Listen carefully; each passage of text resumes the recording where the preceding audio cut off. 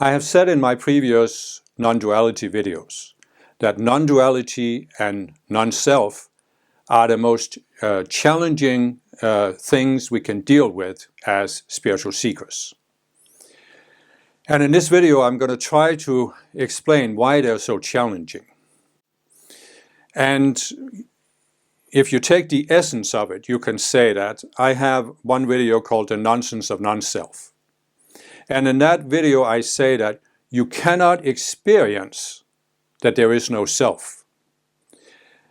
But yet you also see that there are many videos and websites and books where you have these non-dual teachers who claim that I have experienced no self, and I'm in a permanent state of non-self. So this crystallizes the topic of this talk, and it is that there is a fundamental difference between a raw experience and what the mind does with the experience. And if you don't grasp that, difference, you are in general going to have problems on the spiritual path, but you are especially going to have problems if you go into these teachings about non-duality and no-self. And you could say that what I'm trying to do here is the impossible, because I'm trying to use the mind to show you the limitations of the mind. And the mind will resist this. It wants to believe that it can grasp and understand everything. But of course, I'm not the only one who's done it. This has been done by spiritual teachers and mystics for a very long time. So I think there's certainly value in clarifying the difference between raw experience and the mind's interpretation of the experience. So I know this is a complex topic. It's very difficult to grasp. I see many people who have studied spiritual teachings for a long time haven't grasped it. It took me many years to grasp it. So I'm going to have to approach it in stages. So I'm just saying, bear with me and let it unfold and see if there isn't something that helps you. So to start at a fairly simple level, let me try to illustrate the issue here. Let's say that you are walking in what we normally call a garden, and you come across what we normally call a tree. And on that tree is hanging a number of these things. So you reach up and pick one, and you're standing and looking and you're wondering, I wonder what that tastes like. So you take a bite. I'm not going to take a bite because my mom told me never to talk with food in my mouth. So you take a bite, and the moment you take that bite, your tongue is registering a sensation. But your tongue is just registering raw input. But your mind is working at the same time. And your mind can't stop itself from doing what it's programmed to do. So the first thing the mind does is it uses words to describe the raw input. So it might say, it's juicy, it's sweet. So these are just words that are describing the sensation that the tongue is registering, and that beyond that, the brain is registering.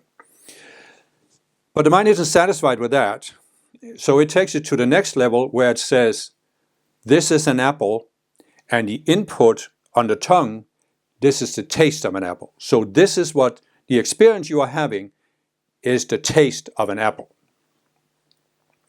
But this still isn't enough for the mind. It has to take it to a third level where it says, oh, this is good, I like it. But it could also be that the apple wasn't ripe, and the mind would say, oh, this is sour, I don't like it. So we now see that the mind has these at least three levels. First it uses words to describe the raw input, it names it, it labels it, and then it imposes this value judgment. There's two extremes. I like it, I don't like it, it's good, it's bad. So this is just what the mind does. This is what the mind is programmed to do. And you might say, well, what's the problem? Well, did I say that was a problem? I'm just describing what the mind does, at least for now.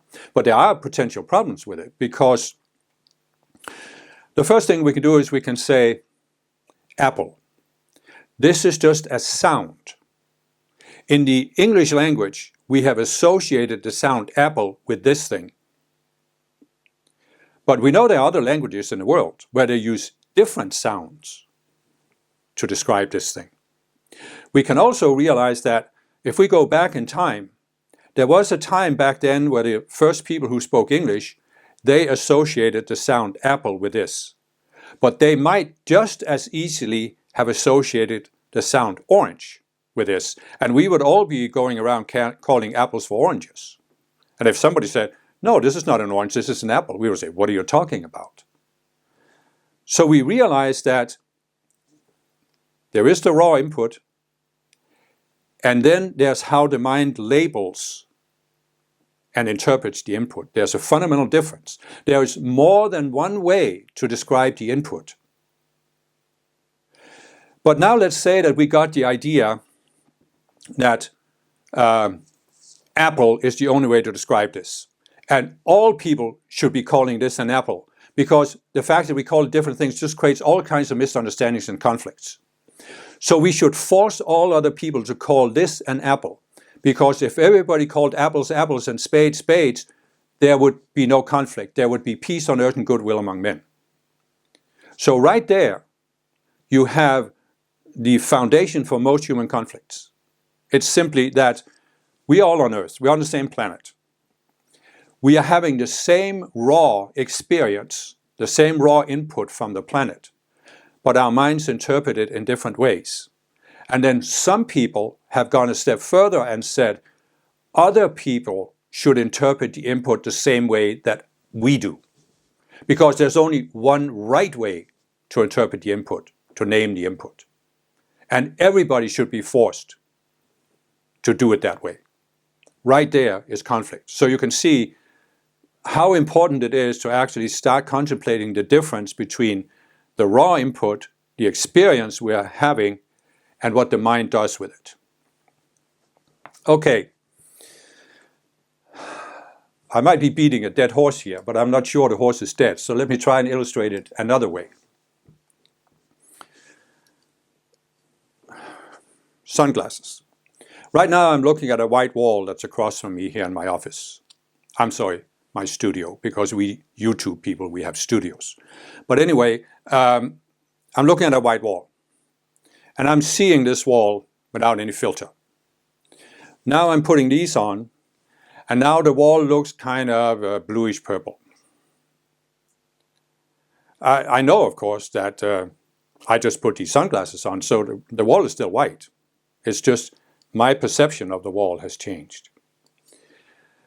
But now imagine, I've used this example before, I know, but now imagine that you have a person who was born with these glasses on. Be rather uncomfortable for his mother to give birth, but so let's say it was contact lenses. So the person has grown up not seeing this as a white wall, but seeing this as a purple wall. And it thinks the wall is purple because this is the only way to look at the world. I mean, what else is there? So, again, there are different ways to describe the same experience.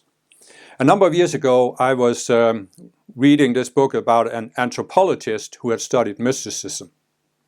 And he was a scientist, so he did what scientists always do. They use this mind that discerns and labels and he had described different forms of mysticism. So there was Christian mysticism, Sufi mysticism, Kabbalistic mysticism, Hindu mysticism, Buddhist mysticism, mystical mysticism, all these different labels he had put on it. And I was sitting there reading this and I was thinking, I wonder if he grasps what is actually the essence of mysticism. Because the essence of mysticism is the experience. This is the difference between religion and mysticism. In a religion, you are saying we have formulated a set of doctrines and creeds, and you are supposed to believe this. Not about having an experience, you believe. Mysticism is all about having an experience. You're having a direct experience. So, what is actually taking place here is, you can have a person from a Christian background who has a mystical experience. You can have a person from a Sufi background who has a mystical experience. And in reality, they're having the exact same experience. There is no difference between the mystical experience of the Christian and the mystical experience of the Sufi. It's the same mystical experience. It's like you could say that the Christian is wearing blue glasses, the Sufi is wearing red glasses, but the mystical experience is when you take the glasses off and they're both seeing the white wall. So they have the same experience. What happens is, of course, that once you are out of the mystical experience, when you're back in your normal, back in the mind, you're using the mind to deal with the mystical experience. And if you want to communicate that mystical experience, it's obvious that a person from a Christian background, if he wants to communicate his mystical experience to other Christians, he's going to use the words and the concepts from the Christian religion. And a Sufi mystic is going to use the concepts from his background. That's obvious. But I wasn't sure whether this anthropologist had gotten this. Was he actually thinking that because the descriptions of the mystical experience are different, that people were having a different experience? And I'm not saying there aren't various mystical experiences, but the point I'm trying to make here is that people can have the same experience but interpret it differently. So now, what I'm trying to say is, I realized this many years ago. So then I started writing about non-duality also many years ago, and I started writing about it from the perspective of the duality consciousness, understanding what the duality consciousness is, how it limits us and our perception. So when I started looking into these non-dual and modern non-dual teachers, I was kind of surprised to see that they took a surprising approach to me, because it seemed to me that at least some of them are saying, we have something entirely new. This is a new teaching. It's never been taught before. It's much more efficient, a much more direct path than anything that's been there before, and therefore it's much more efficient to get people to wake up.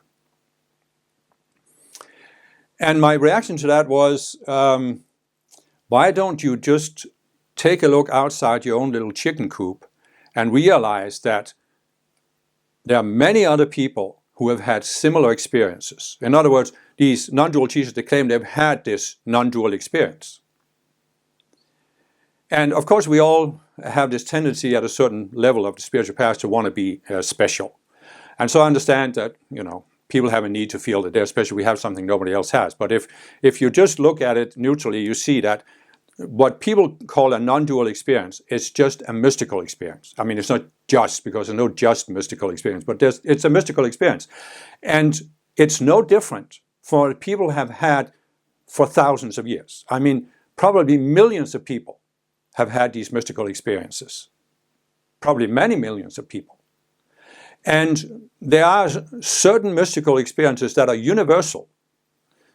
You can say, one person wearing blue glasses, another wearing red glasses, but when you see the white wall, it's the same white wall we're seeing. But when we put the glasses on again and try to describe the wall, that's when we can come up with different descriptions. So in other words, the whole non-duality phenomenon is based on the same mystical experience that people have had for thousands of years. It's just described in a different way. But the second surprise I had about some of these non-dual teachers is that they claim that their description, now this is now the ultimate truth. This is the only right way to look at it. And they think our description is better than anything else. And this surprised me, because this is not a mystical approach. This is a religious approach. It's a fundamentalist approach. We have the only truth. And it's not surprising that people have this attitude. I've seen this in a lot of religious people. But I'm always surprised when I encounter it in spiritual people. Because if you really have mystical experiences, I don't see how you can be attached to your description of the experience and think this is the only truth and this is the only possible way to describe it. It just doesn't quite make sense to me.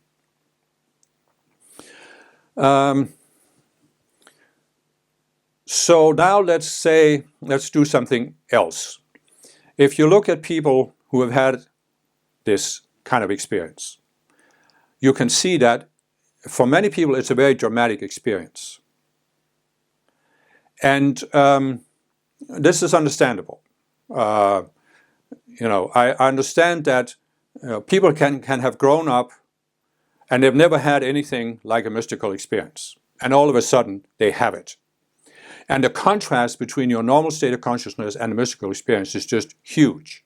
I mean, it definitely gets your attention. You can't ignore it. And for many people, some people have described they were just totally in terror about the experience because they felt they were dying, they were losing their self, and they were just afraid of it. Other people have been extremely confused about it because who am I? What's real and what's unreal? And then some people have felt it's just really peaceful and blissful. So there's a variety of ways. But now you think about this. When you see that white wall, there is just the raw experience. But as I said with the apple, when you take a bite of the apple, your senses are not the only ones functioning. Your mind is constantly functioning. And as you are getting the raw input from your tongue, the mind is already superimposing its interpretation on it. And that's why it's possible that one person can have the mystical experience seeing the white wall and at the same time feels this is terrifying. Another person can see the same white wall and feel it's blissful. So what I'm saying here is that a mystical experience in its essence is you are stepping outside the mind that wants to label and interpret everything. This is really the core of a mystical experience. It's like saying that, it's saying you've grown up with these on, and now for a split second, you see beyond them, and then you're back. So what happens to some people is that as they're actually having the experience, it's like the glasses are not coming fully down. I am seeing there's a white wall there, but I'm also seeing part of the white wall through the glasses. So some people, they have this, what we could call a partial mystical experience, because it's like you are seeing there's something there, but you're still seeing it through the glasses. So even when you are seeing something beyond your mind, it's still a little bit colored by the mind. It's not fully colored by the mind as it normally is, but it's still colored by it. So it is possible to have what you would call a colored or a partial mystical experience, where you haven't fully stepped outside the mind. And therefore the mind is, as you're having the experience, superimposing its normal interpretation on it, and that's why you feel terrified or this or that. But there are, of course, also many mystics who have stepped fully outside the mind. So now they have had this raw experience. And what you experience in a mystical experience is, when you have this, a full mystical experience, you're completely outside the mind. And this is, this is a raw experience. And if you really think about it, the mind can't deal with this kind of an experience. I mean, it's completely beyond the mind. Mind can't deal with it. But on the other hand, the mind can't just shut itself off. So when the experience stops, your mind immediately starts taking over. In a full mystical experience, you are actually outside the mind. And you could say the mind is actually neutralized because you're not in the mind. But as soon as you go back in the mind starts. Because this experience is so disturbing to the mind, because it's so different than the mind's normal activity, that the mind has to try and rein it in. It has to basically try to rein you in, so you go back in the mind and you believe what the mind is telling you. So the mind is now superimposing an interpretation on the raw experience and saying, this is what the experience means. Okay, so now, what is the real purpose of a mystical experience. It is that we directly experience something that is outside the mind. And what is it that the mind does? The mind creates mental images. This is not an apple in reality. Apple is a concept created in the mind, not only in my mind, but in the collective mind of all those who call this an apple, and all those who call apples other things. So we have these collective concepts and images in the mind, and the mind believes this is an apple. Reality is the same as the mind's mental image of reality. There's no difference between the mental image and reality. And when we are inside the mind, we can't question this. Because we're inside the mind, we are looking through the mind, we're looking through the glasses, and we are experiencing the world through the mental image. So why would we question that this is an apple? So in other words, what we don't normally question when we're inside the mind, we don't question the reality of the mental image. We think the mental image is reality. But when we have a mystical experience, we are experiencing something outside the mind. And this means now we have the frame of reference for questioning not only the mental image of the mind, but the sense of reality we have so far had concerning that mental image. We can realize that it's not reality, it is actually just a mental image. And then we can start picking it apart and perhaps seeing that there are some complete illusions, maybe even complete lies in our mental image of the world and of ourselves. So the purpose of a mystical experience from a higher viewpoint is to give us that frame of reference to start questioning the mind. But the potential downside of a mystical experience, it's not really a downside, but the potential problem is that when we go back into the mind,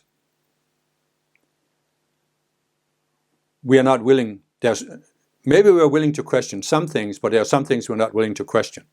So we allow our minds, without being consciously aware of this, we allow our minds to superimpose a mental image on the mystical experience.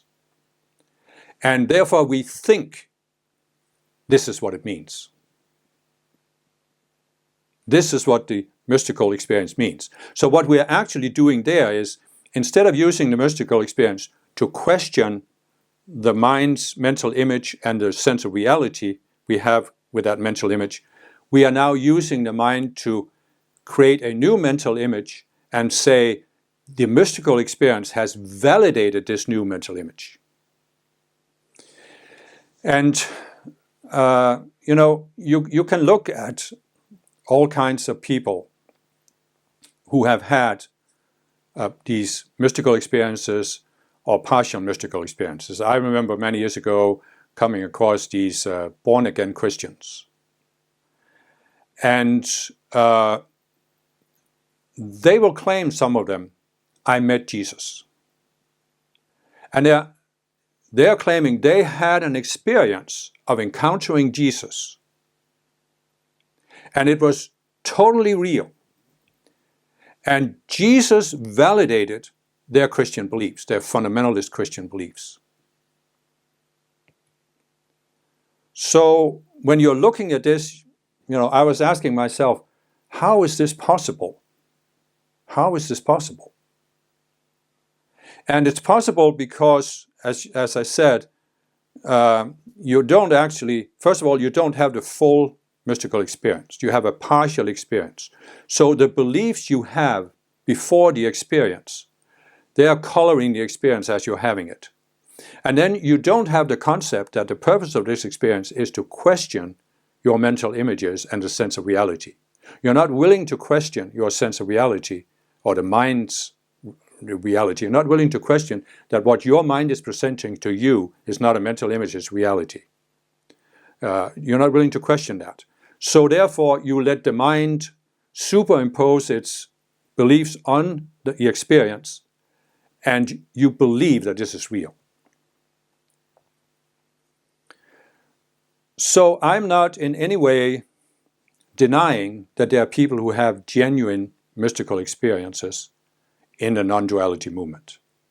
I'm not denying that at all.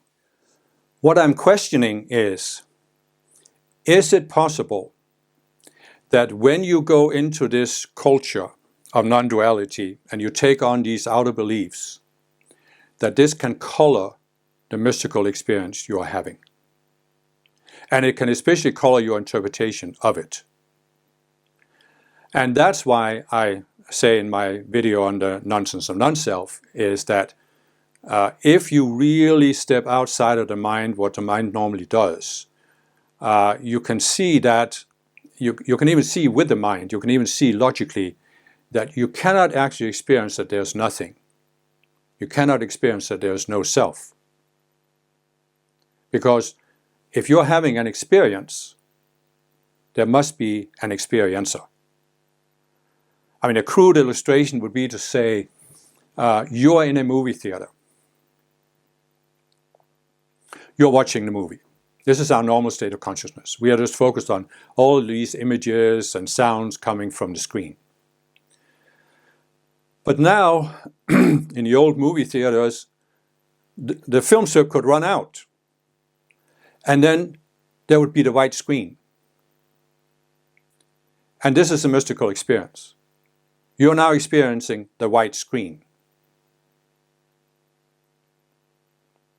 But now imagine that somebody turns off the projector. What happens?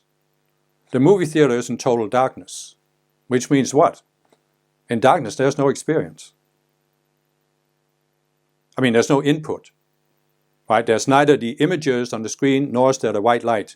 You might say, of course, well, I'm still conscious. I'm sitting here in the darkness, so I'm experiencing the darkness.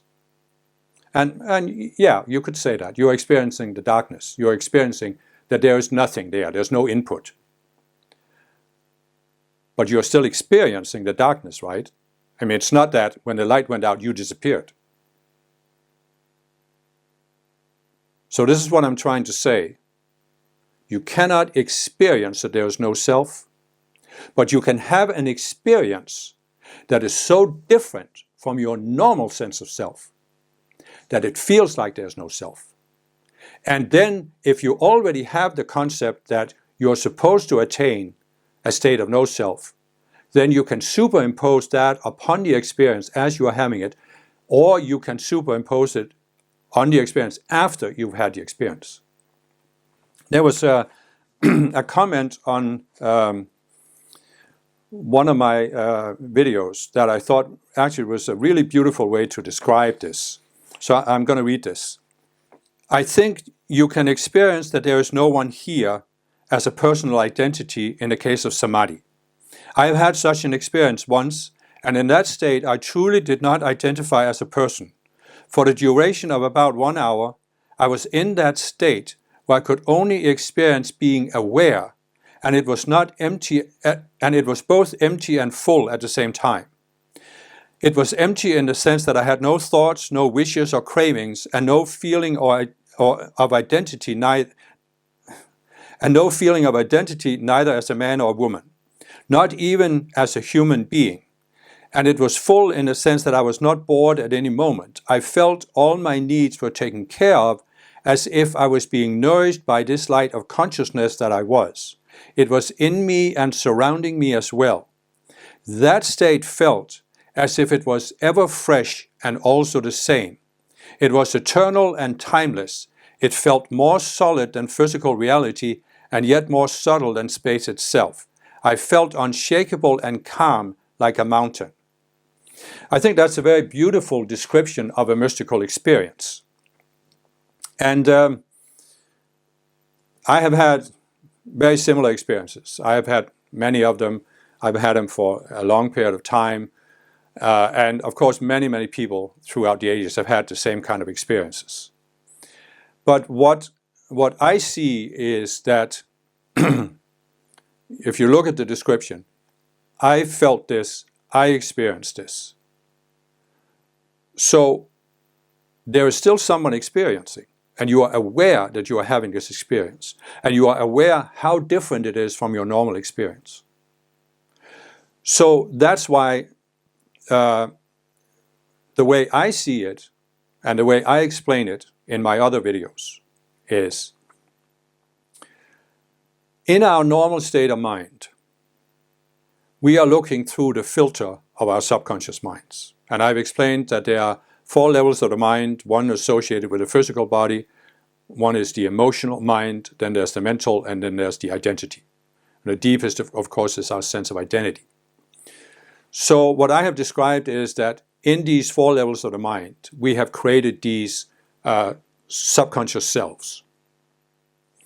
And these selves are based on a certain illusion, and they have a certain amount of energy, a certain rudimentary awareness. So they're pulling on us. They're pulling on us to go inside the self and experience the world through that self. That's what they want. There's this constant pull on us. So who are we? Well, what I describe it as is that we are what I call the conscious you. So in other words, there is the outer mind, and then there's the conscious you.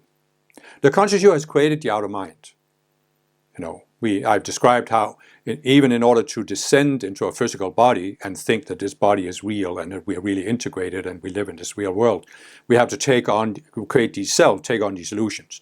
But I also explained that we can go into separation, and we use the duality consciousness to create separate selves that make us think we are separate beings. We are separated from our source, we are separated from other people and the environment. So, in other words, normally the conscious you has stepped inside these separate selves. And it's like taking on a number of these glasses. So we are looking at the world, and for that matter looking at ourselves, through all these separate selves. However, the conscious you doesn't become these separate selves. So no matter how many separate selves we have, and no matter how identified we are with them, it's possible that at any moment the conscious you could step outside the separate selves. And when we have a partial or full mystical experience, it's when the conscious you steps outside these selves. In a partial experience, it steps outside of some selves, but not outside of others. And in a full mystical experience, we step outside of all of these separate or subconscious selves. So we are seeing the world unfiltered. In a partial experience, we are seeing the world through a partial filter, but not all of the filters we normally have. And in full experience, there's no filter. So, based on this experience, the way I look at it is that when the conscious you step outside of your normal sense of self, you are experiencing, I am not the mind that I normally am, that forms my normal sense of self. I'm not that. And this, if you have never had this experience before, it can be very disorienting. That's why I can understand that some people get scared, because they might feel like they are losing their sense of identity. And in a sense, you could say if the conscious you stayed there, you would lose your normal sense of identity. And I think that's what happened to some people who have this, I think they call it a dissociative disorder or a psychotic episode, where they just don't know who they are anymore. They can't function.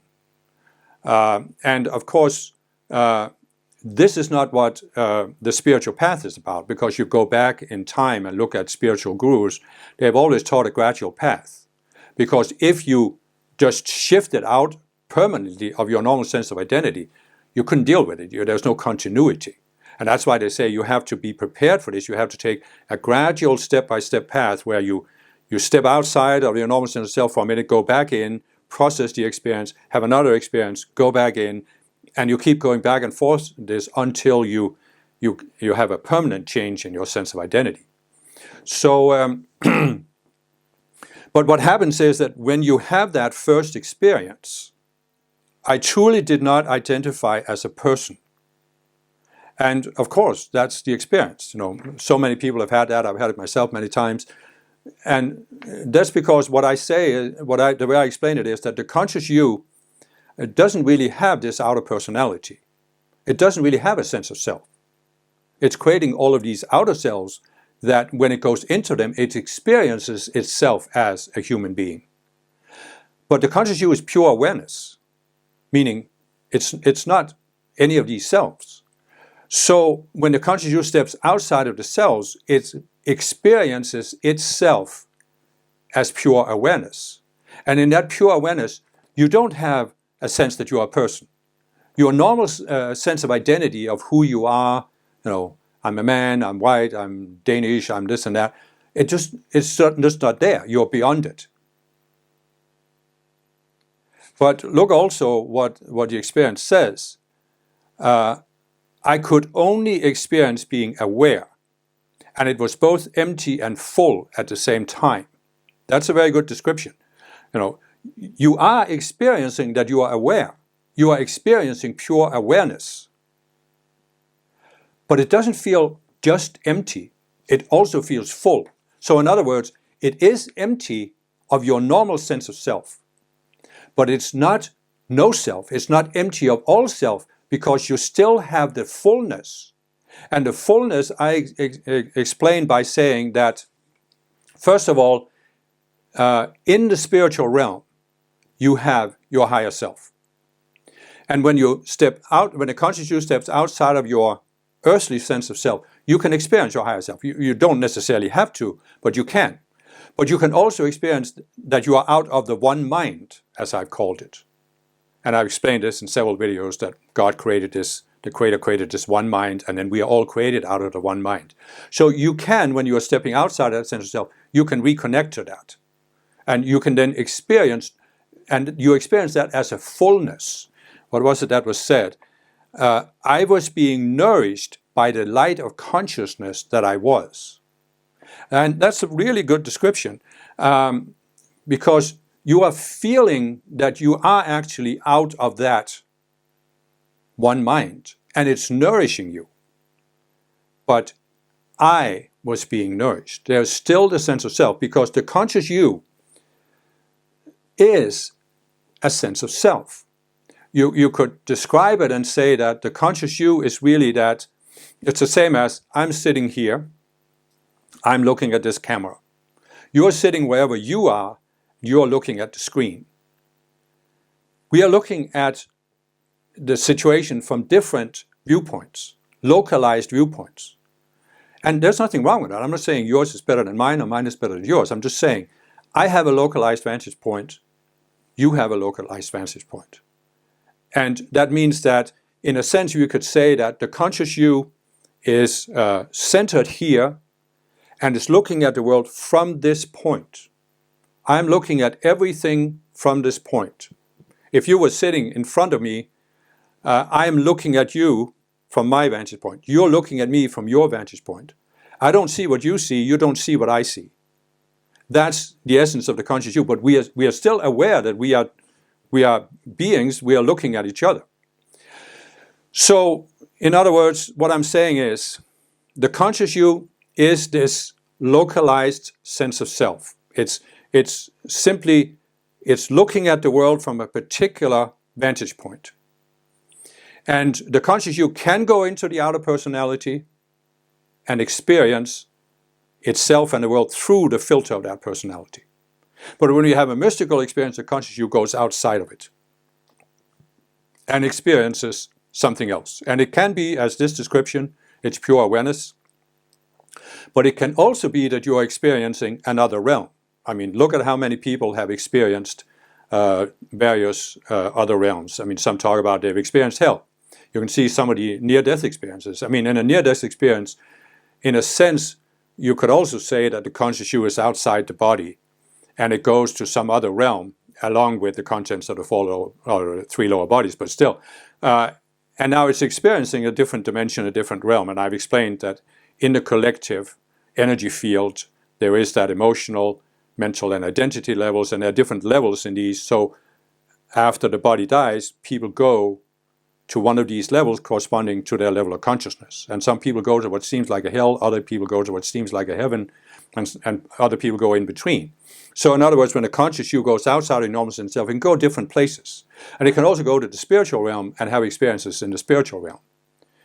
And it can also go into what I described in one of my other videos, is this state of nothingness, where there's seemingly nothing. But if you are experiencing that there is nothing, then there isn't really nothing. there is no thing to experience, but it doesn't mean that there's no self. Because if you're experiencing it, if you're talking about a state of nothingness, even if you're talking about a state of no self, who's talking? Who's saying it? That's my point.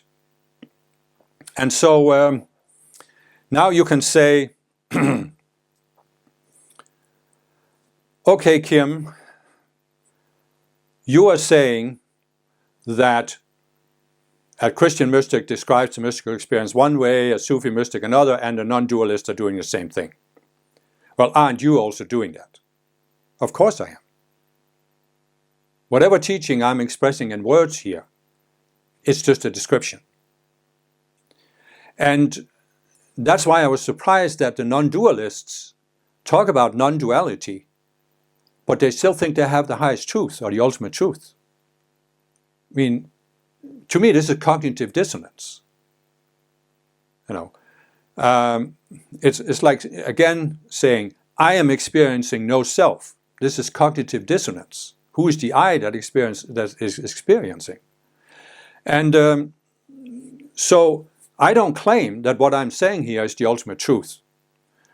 If you look at people who have taken the mystical path, you'll see that most of us, like myself, we start out being idealists. And an idealist is looking for truth. But then as we get older, we become pragmatists. And a pragmatist is not looking for truth. A pragmatist is saying, what do I want in a spiritual teaching? Well, there's an alpha and an omega aspect of what a spiritual teaching is about. The omega aspect is the teaching should help me improve my immediate life experience while I'm still here on earth in the physical body. The alpha aspect is that it should help me go beyond my experience here on earth and move on, however your teaching conceives of it. So the way I look at it is that it's really not a matter of, I mean, it's a lower level. It's sort of an immature level where you are considering, is this teaching the truth, the ultimate truth? At a more mature level, you are saying, is the teaching useful? Not only to me, but is it useful to other people? So I'm not saying you should think that what I'm telling you here is the ultimate truth. I'm just saying you consider, is it useful to you? And if you find it's useful to you, then you go with it. If it's not useful, you ignore it, or you can go into arguing against it if that's the experience you want to have. I don't have a problem with that. But in any spiritual teaching, how useful is it? And that's why I think, and I've seen several videos out there where people have come to that point with non-duality. They have followed non-duality for a while, and then they have come to the realization, this really isn't useful to me.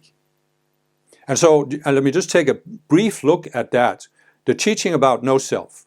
There is no self. There's no one here. Is it useful to people, or is it actually potentially problematic for people? Does it help people, or does it actually make them worse off? And there are several people that have described that when they first found the non-dual teachings, it was almost like a state of euphoria, because they felt so liberated by these teachings. But then after a while, it was like, now they were back to their old state of consciousness. And they were dealing with the same issues. And the reason for this, to me, is actually very clear. Because here you have a person who has for a long time been looking at life from inside all of these separate selves. You have your outer sense of self. You're looking at life from inside this. I can recognize it in myself, even though I didn't go through it with non-dual teachings, but with other teachings. So I'm not trying to just say I haven't experienced this, because I have. So you grow up, you see yourself as a certain sense of self, and it's burdening you. You're suffering from it. All of a sudden you find a teaching that says, oh, there is no self. It's all a dream. Your suffering isn't real.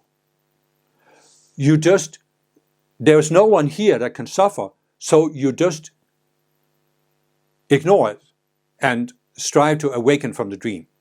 And at first it sounds great. Now I can put aside all of this outer sense of identity I had that was causing me to suffer. And it can feel liberating for a time, because you're just sort of, all of a sudden you're looking at yourself a different way. You changed your perspective. And in a sense you could say that, the way I would say it is that It can be that you partially step outside of your subconscious selves and you just experience yourself as more free. But the problem is the subconscious selves don't go away. And so what people experience is that after a while, now the subconscious selves come knocking at your door and saying, I'm still here, you haven't escaped me.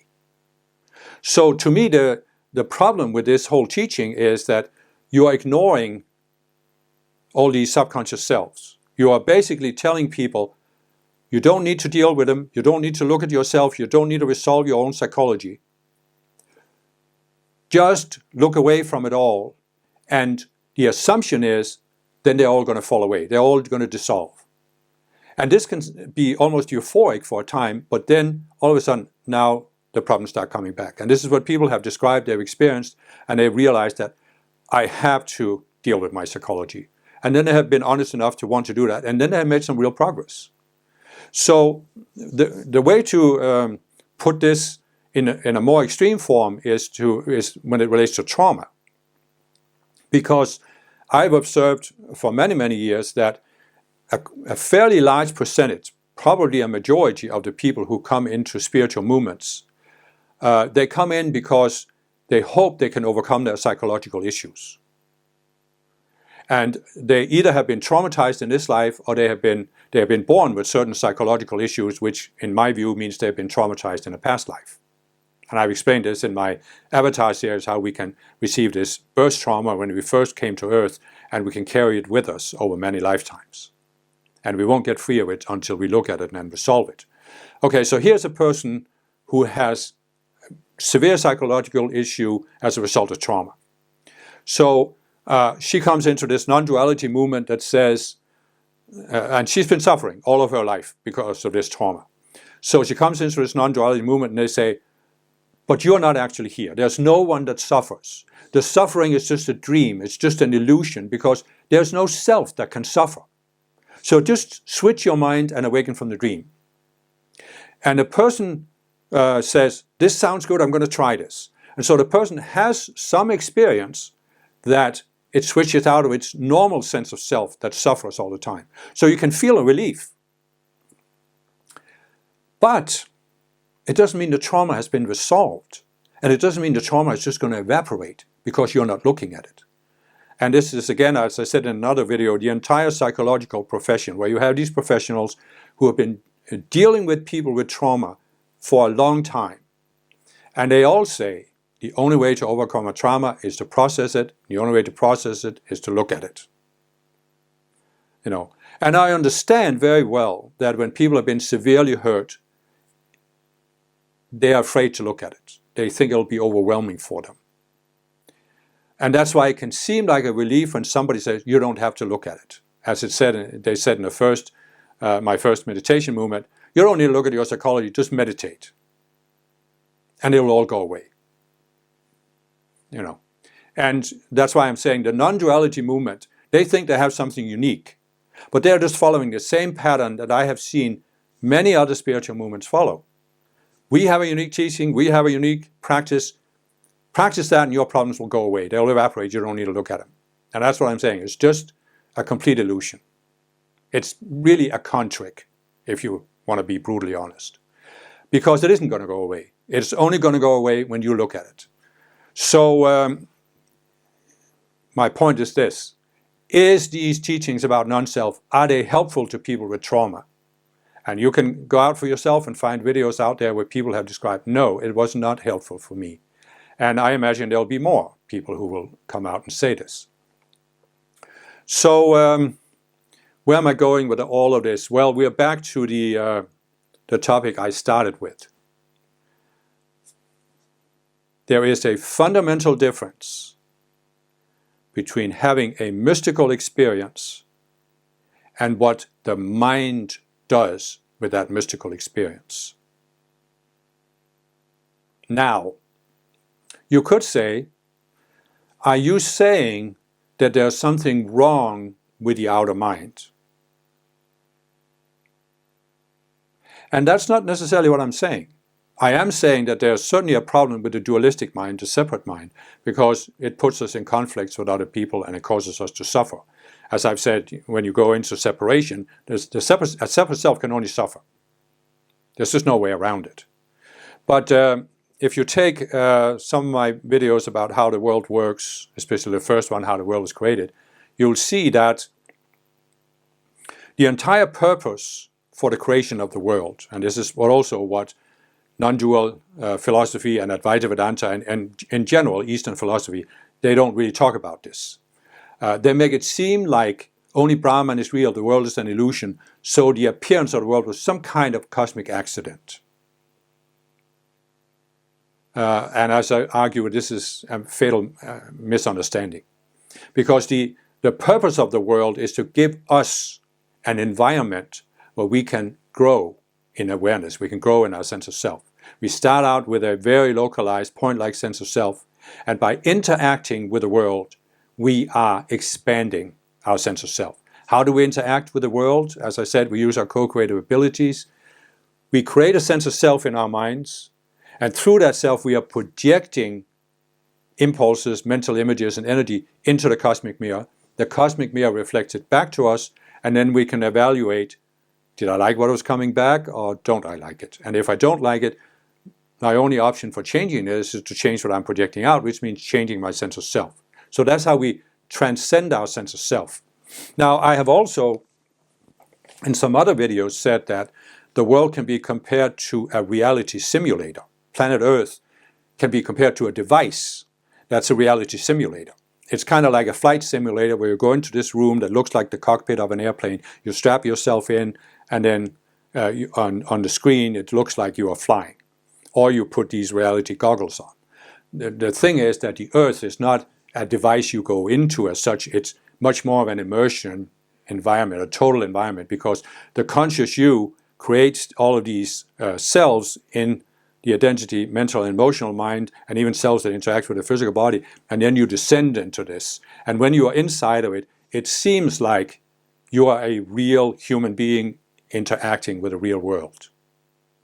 And the purpose of this is, of course, that we have experiences.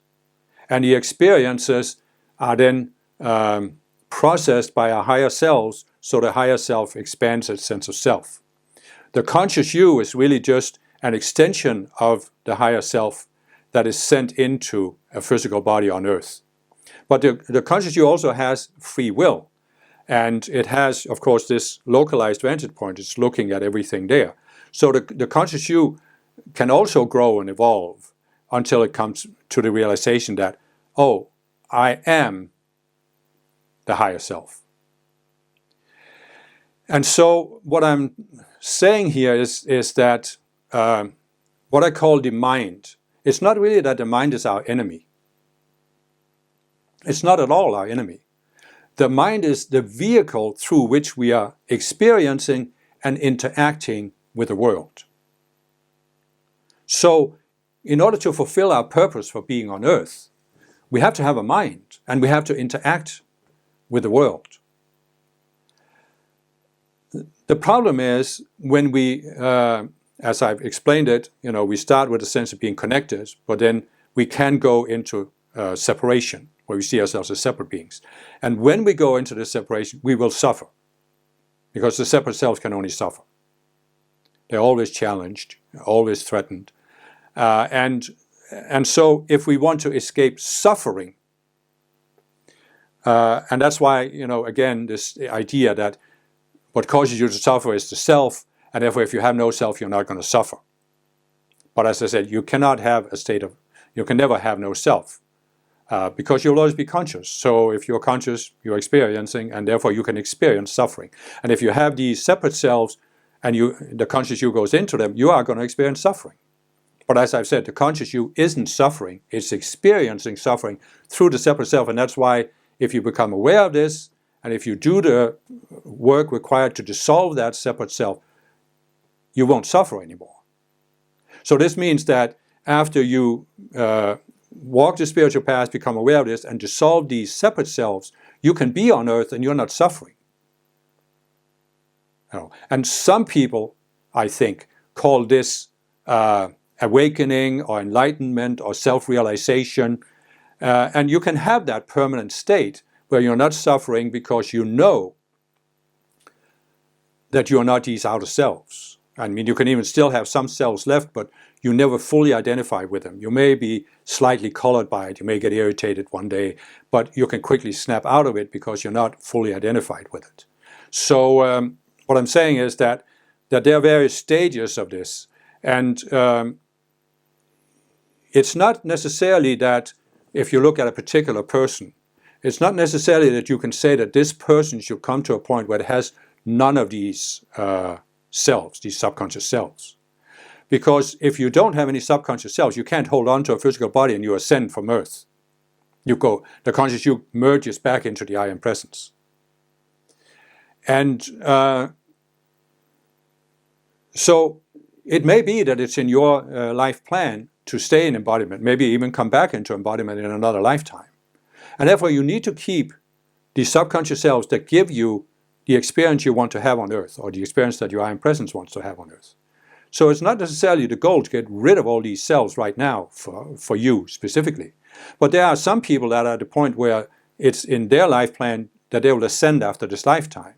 So then your task really is to gradually get rid of all of these selves until you just have the selves left that are needed in order to function in the body. But you can still come to a point where you have these selves left so you can stay in the body, but you're not identified with them. You know this is not who you are. So one more thing I wanted to mention here, I'm realizing we need to talk about, is that what is it then that means that people are enlightened or awakened or self-realized, or they have this sense that they are not a personal self, they're not a separate self? Well, that's of course because the conscious you either dissolves these subconscious selves or stops identified with them. In other words, you can come to a point where the conscious you realizes it is not the remaining selves.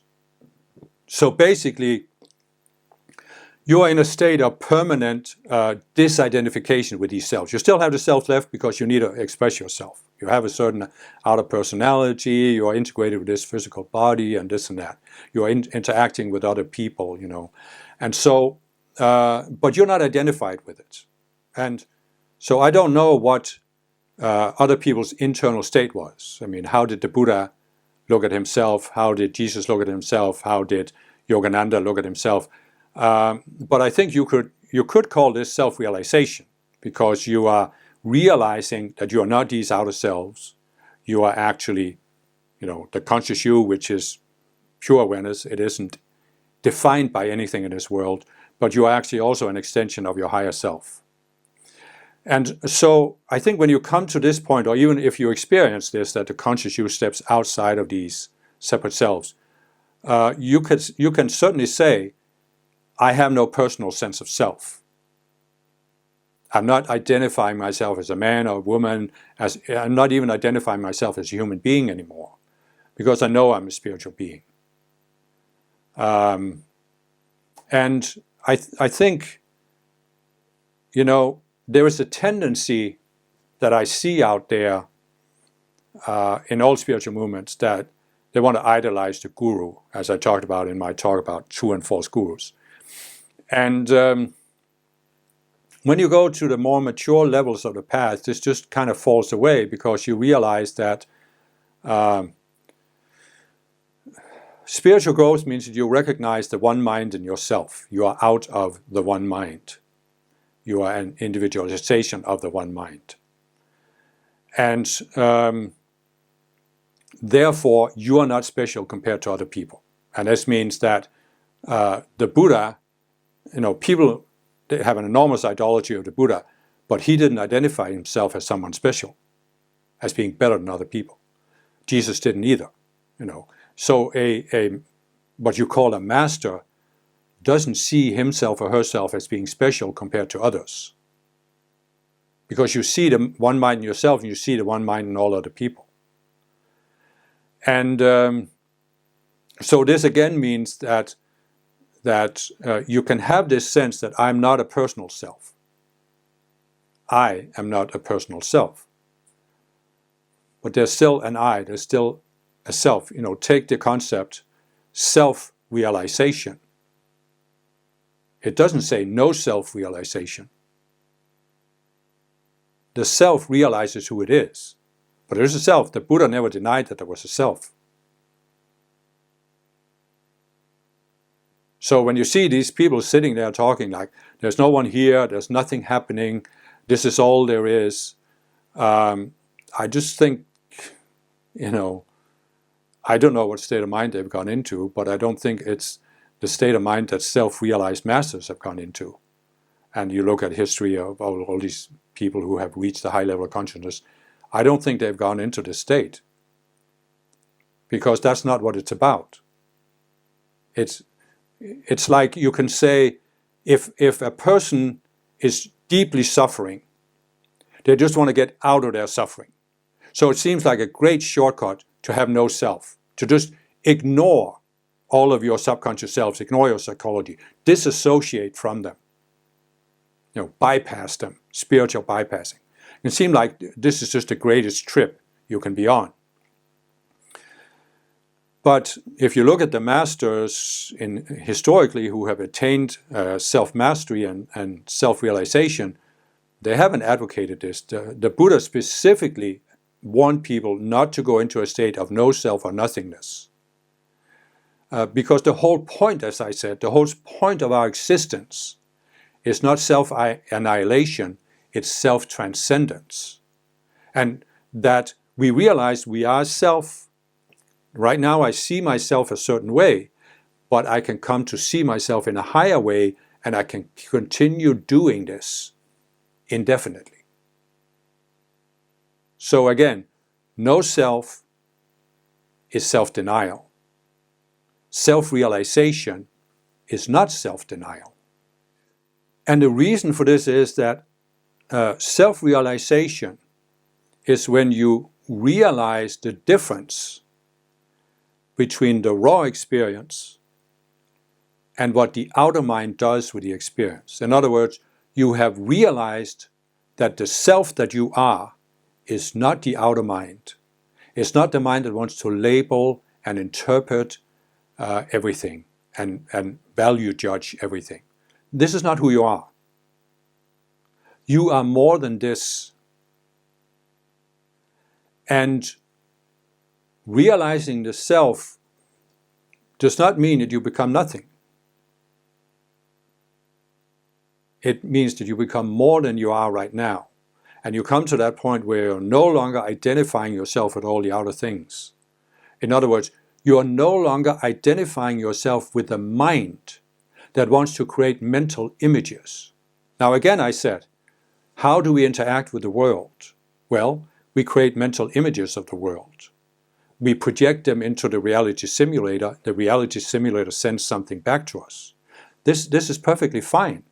As I've said, with the reality simulator, there are two experiences we have in the reality simulator. There's the immersion experience and the awakening experience. And when we go into immersion, we are using the outer mind to create these mental images. And the conscious you, as I said, creates these subconscious selves. That's where the mental images are. So the conscious you then goes inside those subconscious selves, takes on the glasses, and then it has this sense of this is the real world. This is how the world is. And this is partly because it takes on the illusion, but partly because the self has this energy and consciousness. It pulls on the conscious you. So when you're inside, it seems real. And it's perfectly fine to go into this immersion phase. We are meant to do this for a time. But there also comes a point where now we have experienced this immersion long enough that we start to long for something more. And that's when we start awakening. And starting to awaken is dissolving all of these outer selves that you took on in order to interact with the world. And coming to realize, I haven't become these outer selves. I'm not defined by the world. Because when you're in immersion, you think you're defined by the world. So you come to this point where you realize that the self that I am is more than the world, is more than the body, is more than the outer mind, is more than these subconscious selves. It's more than anything relating to this world, this reality simulator of Earth. And that's when, first of all, you can have the experience that you are on Earth, but you're not suffering. Because you're not identified with these outer selves, or you have dissolved the selves that can suffer as separate selves. So you only have selves left that are not separate selves. And so you're not suffering. But you can also come to a point where now you just can't believe that this is a real world and that it really matters to you what happens in this world. And that's when you can then ascend, because you look at the Earth and there's nothing that pulls you here. But here's actually where we have to be a little bit careful, because this is what I experienced in myself when I was 20 years old and I'd been at this meditation course where I had all these non-dual experiences, and I felt like I lost my outer identity or my identification with it. And I've seen many other people go through it. You know, if we go through this too quickly, we can come to feel that, oh, nothing matters. And this can lead to all kinds of problems. I mean, even if we don't have trauma, you can see there are people out there who are describing this, and I can certainly see that in myself and many other people I met on the spiritual path, how they can't function in normal life. In other words, one person described like he felt like he couldn't both accept that he was no self and at the same time be a father for his child. And many people have also described it, you can't be in a relationship, because if you think you are a no self, who are you relating to, and how can you relate to somebody? How can it be important to relate to other people? So some people have experienced this, and I've seen this both in myself and in other people, especially in the meditation movement I was in. They go into a state where they can't function in the world. And that's why you have some of these people that go into monasteries or go into retreats. I saw in my second spiritual movement, at one point it had 600 people on staff. And it's not that they were just sitting there meditating all the time, they were working. But really, some of them, they had chosen to work for the church because then they would be told what to do. They wouldn't have to take responsibility for their lives and make their own decisions. And you see that a lot on the spiritual path, where people basically can't function in a daily life. They can't relate to the world, relate to society. And what did I just say that you come to when you mature on the path? You come to this pragmatic approach. You are concerned about what is going to happen in the long term when you go beyond Earth, but you also want your spiritual teaching to help you have a better experience while you're still on Earth. And so it's like I've said, I realized when I was young that I'm not on Earth to have a spiritual experience, because I can have that when I ascend to the spiritual realm. I'm on Earth to have the kind of experiences you can have on Earth. So I have always maintained this after I had this experience with the meditation movement, which was really a dissociative, almost psychotic experience. After I had that experience, and since I found the Center Master teachings, I've always maintained that I need to be able to function in the world. I can't be so focused on spiritual growth or inner experiences that I can't function in the world. And I think we all need to really keep that in mind, because we are not helping ourselves, and we are certainly not helping the people around us by going into this state of, oh, there is no one here, nothing matters. I mean, when you come to the point where you're ready to ascend, then you realize nothing in matter matters. Nothing in the matter world matters. That's why you're ready to leave the matter world behind and ascend to the spiritual world. But up until then, if you are to have a good experience on Earth, something has to matter. It doesn't mean that you are attached to it. It doesn't mean you are identified with it. But there has to be something that matters to you.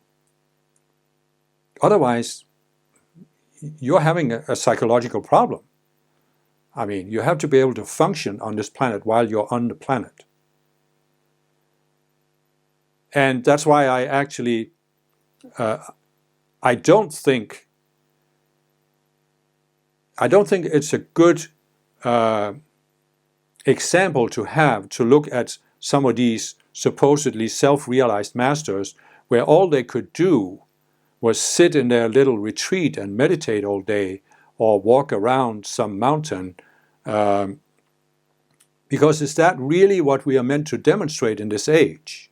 I've talked about before that we are moving out of the Piscean age into the Aquarian age, and in the Aquarian age, we are not meant to be spiritual by withdrawing from the world. We are actually meant to be spiritual by engaging in the world, and by giving an example that you can be a spiritual person, but you can still function in the world, and you can actually function better in the world because you're spiritual.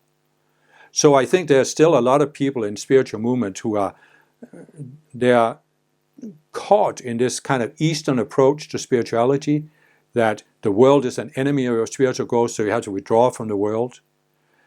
And I just don't think that's the model for the coming age here, for the age we're already in, where you have to be able to function in the world and still take part and do something to help other people. So anyway, I could go on, but I think I've expressed what I wanted to express here. First of all, this, when you reach the higher levels of the path, it doesn't matter what movement you're in, what teaching you're following, you have to start contemplating the difference between the raw experience and what the mind does with it. You have to become aware how the mind is always doing its thing. And what the mind is really trying to do is to pull the conscious you into seeing the world through the mind. And you need to be able to stop identifying yourself with the mind. But if you don't realize what the mind is doing, you just can't do it. The mind is just going to create something else. So let's say you have a genuine mystical experience, but you have it in this context of non-duality and no self. So you interpret it to mean that, oh, there's no self, and I should strive to have no self, which means you can't engage with the world, right? And is that helping you? Is that really what you're here for? Are you here to demonstrate that being spiritual means you can't function in the world? I mean, people have been demonstrating that for thousands of years. That's not really what's needed in this age. We need to demonstrate something different. And so this all starts with realizing this one thing. A mystical experience is that you step outside the mind, and therefore you have a frame of reference for questioning not only the mental images of the mind, created by the mind, but the sense of reality associated with them. And that means you can come to a point where the conscious you has permanently stopped identifying itself with the mind. So you're not attached to the mind, you're not colored by the mind. But on the other hand, it doesn't mean that nothing matters. You're still engaged in life.